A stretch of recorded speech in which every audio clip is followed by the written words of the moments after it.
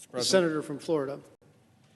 Mr. President, we've come down to the floor multiple times over the last few weeks trying to push for the passage of our bipartisan Uyghur Forced Labor Prevention Act. Just for those who are not familiar with it at this point, it basically says that you can't import products into the United States that are made by slave labor in Xinjiang or from entities that are associated with the government of that region.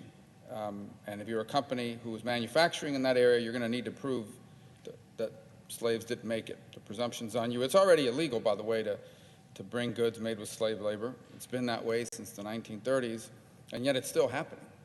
And we know it's happening at an alarming, horrific rate with the genocide that we now witness being carried out by the Chinese government in the Xinjiang region. And this bill, as we hope here in a few moments passes today, will head to the President, and it'll become law, and it will help tremendously in stopping that from happening. Many companies have already taken steps to clean up their supply chains, and frankly, they should have no concerns about this law.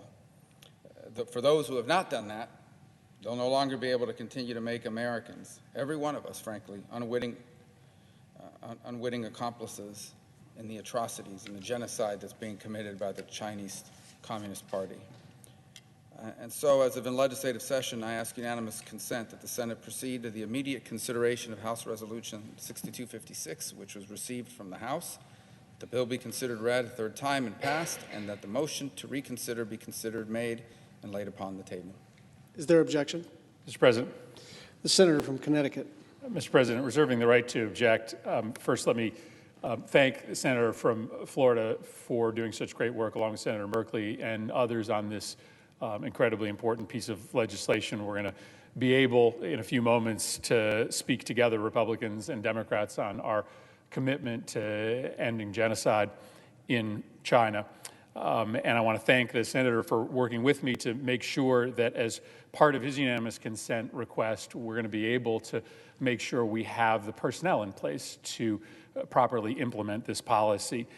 Listen, we have dozens of State Department and Department of Defense nominees pending on this floor, more so than we have ever had at the end of a first-year presidency, and we will hopefully before we leave, make substantial progress on that list in order to adequately protect our country.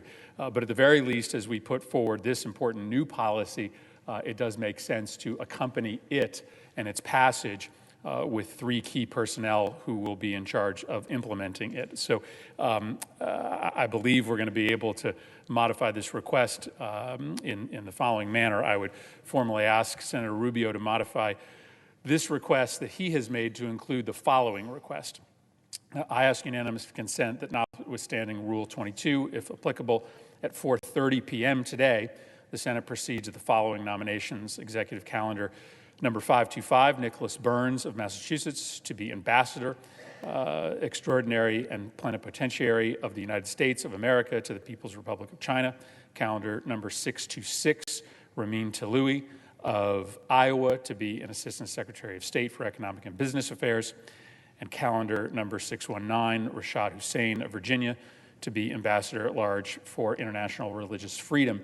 That there be 10 minutes for debate equally divided in the usual form on the nominations in block, that upon the use or yielding back of that time, the Senate vote without intervening action or debate on the nominations in the order listed, that if a nomination is confirmed, the motion to reconsider be considered made and laid upon the table with no intervening action or debate, that no further motions be in order to the nominations, that the President be immediately notified of the Senate's action. Is there objection to the modification? Mr. President. Senator from Florida.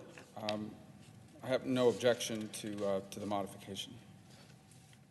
Is there objection to the request as modified? We have no objection. Without objection.